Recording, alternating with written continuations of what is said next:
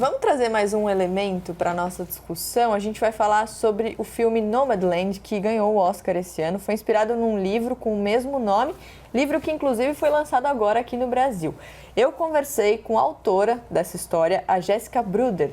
O que Nomadland mostra? Um lado bem sombrio da economia americana. As pessoas que se afundaram ali em dívidas abrem mão do que elas têm para viver uma vida nômade.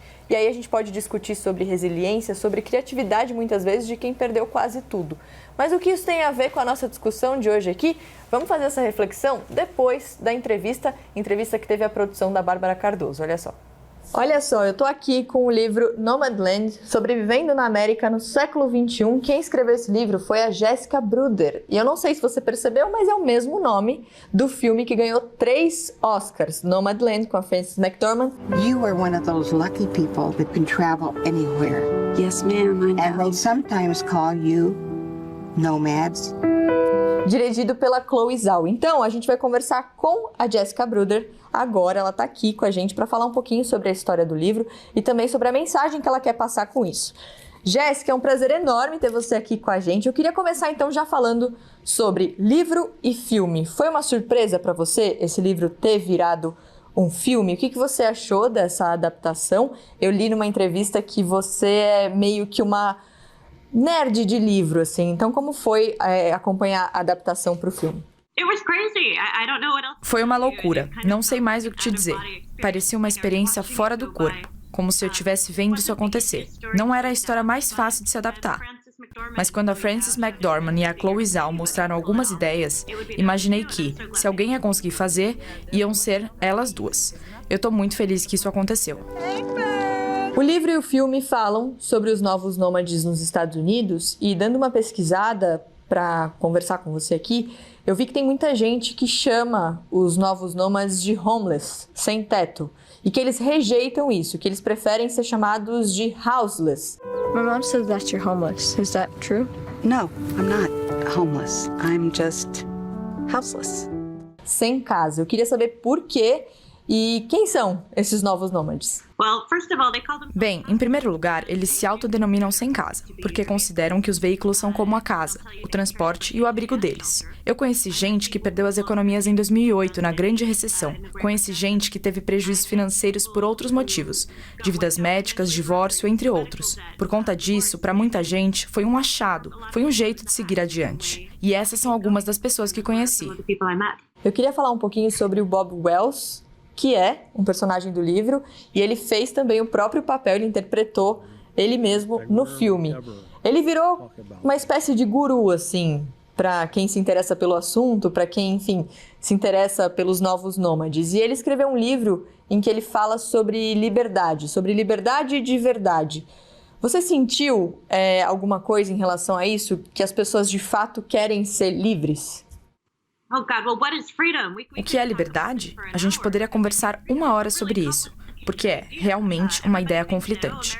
Todo mundo pensa que os Estados Unidos têm a ver com liberdade. Mas o que a gente quer dizer com isso? Estar livre de coisas como dívidas incapacitantes e hipotecas? Então eu acho que liberdade é, na verdade, muito subjetiva.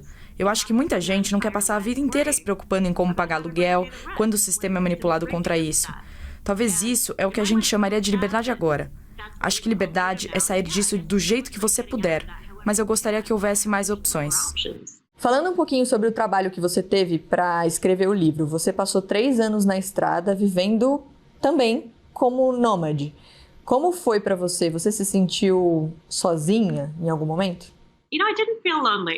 Olha, não me sentia sozinha. Talvez eu devesse. Mas acho que quando eu tô apurando sozinha, as pessoas acreditam que é algo muito solitário. Mas quando você tá sozinho, acho que você tá mais aberto para as pessoas. Então, às vezes, pode ser difícil ter um momento para você mesmo, quando você tá por aí apurando com grupos de pessoas. Eu acho que isso te torna mais acessível quando você tá naquele ambiente e quando você é curioso e tem muitas perguntas. Jéssica, uma última pergunta. Qual é a mensagem principal do livro para o mundo? Não só para os Estados Unidos, né? Porque, por exemplo, aqui no Brasil, a gente tem uma audiência totalmente diferente, uma história totalmente diferente. Então, qual mensagem você acha que é importante passar para o mundo? Quero dizer, espero que as pessoas tirem empatia disso. Porque, pelo menos aqui nos Estados Unidos, as pessoas tendem a ter todo tipo de pensamento sobre quem não conhece, antes mesmo de falar com a pessoa. Sem contar que todo mundo ama histórias. Vale a pena pensar nisso quando você vê outras pessoas, em vez de só tirar conclusões precipitadas. When you see other people rather than jumping to conclusions. And I can be certain in my heart, I'll see you again. A ideia de que pessoas fixas com um endereço correto sejam mais livres ou mais estáveis é uma ideia naturalmente construída, né? Mesmo nos seus livros, Yuval Harari tentou demonstrar que o surgimento da história favoreceu um grupo dirigente, mas que os homens que andavam como coletores e caçadores tinham uma alimentação mais rica e eram muito mais livres do que os homens que construíram as pirâmides do Egito. O bom do filme que eu assisti, que é brilhante, com uma narrativa colada a muitas histórias, e do livro que eu tive a oportunidade de ler, é que ele não romantiza essas histórias. Tem gente bem, tem gente que não está bem. Não creio que sejam naturalmente homeless, mas também não são exatamente pessoas só sem casa. Eu acho que seriam zip codeless, assim, eles não têm CEP.